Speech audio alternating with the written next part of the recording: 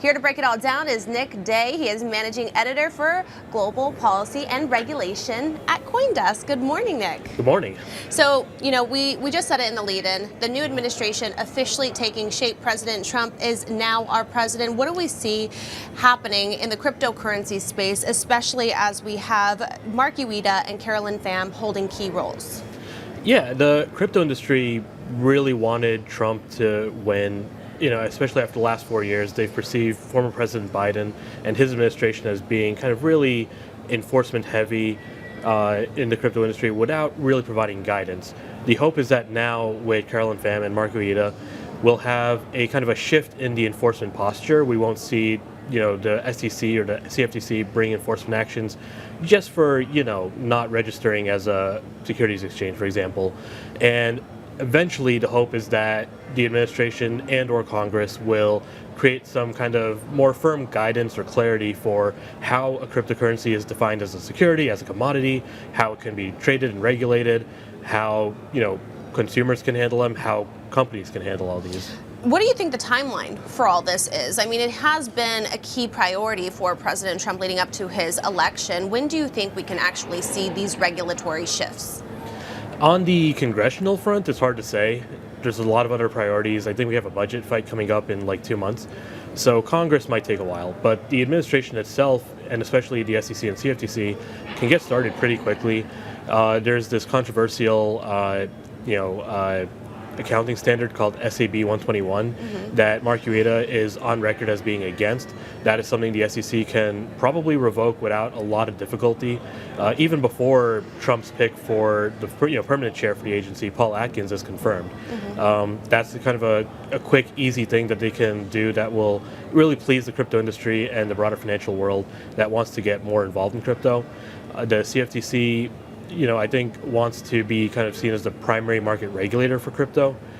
I think that might be a bit longer, but it's still something that they could start putting out rulemakings and guidance on in the coming months as a permanent chair is nominated and confirmed and as these agencies get more into it.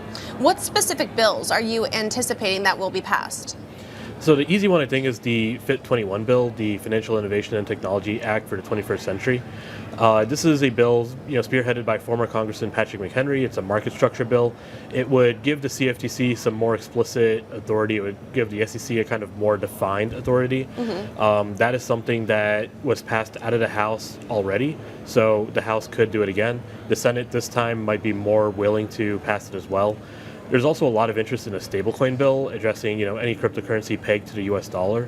That's been something that, Congresswoman Maxine Waters and McHenry had been working on for years. And, now with French Hill taking over as the chair of the Financial Services Committee, I think that's something we'll see, renewed attention on. Now, we've seen a lot of traction in the meme coin market, especially over the weekend. Talk to me about where you see this broader market heading with the new administration. Honestly, that's really hard to say.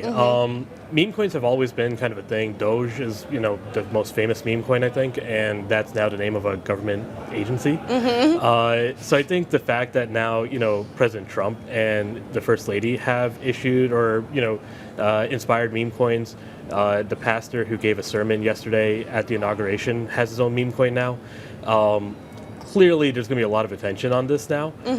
I really don't know where it's going to go from here. These things are, I think, a bit more volatile than, for example, Bitcoin. So that's also definitely one area where I think investors probably want to be a little bit careful, especially as we've seen over the weekend. This thing went from, $0 to $50-something to $75 to $37. So that'll be interesting. I do want to go back to our conversation regarding policy and the regulatory front. Where do you think investors want to see the most shift right now? Honestly, just kind of the idea of where the CFTC and the SEC stand with regard to crypto exchanges. Over the last couple of years in the last administration, we saw a number of enforcement actions against exchanges like Coinbase, Kraken, and Binance. And these are ones where they say that just the fact that these exchanges are listing certain tokens runs afoul of securities law. The fact that we might see a shift in this, I don't think the lawsuits will be withdrawn, but we'll see a shift, I think, in the how these agencies bring these actions. It'll help investors because now they don't run the risk of buying something on an exchange and then suddenly that exchange gets sued. or for example, Ripple and XRP. Not going to get sued as much. And how do you think these shifts here in the U.S. will affect the global cryptocurrency market? I mean, there's always been kind of this idea that a lot of the capital for the crypto markets kind of originates in the U.S. A lot of companies want to do business here just because the markets are a bit more mature. I mean, the traditional financial markets are a bit more mature. So crypto companies want to raise capital here. They want to, headquarter themselves here. Over the last couple of years, we've seen this, idea. Some companies have said we're going to leave the U.S. because it's not friendly. That, I think, is going to change. It's going to end. Companies will come back here and say, all right, we're going to, set up business or set up our offices here, and we're going to issue tokens and list and trade them. And if you're an investor, you can, do whatever you want here. We will support it. What else should be on investors' minds as we lead into 2025 with this new administration? I think there definitely will be a lot of volatility. That's the one thing that I think has been kind of constant over the last couple of years is every time something happens, whether that's COVID, whether that's, wars, for example, markets get a little bit weird.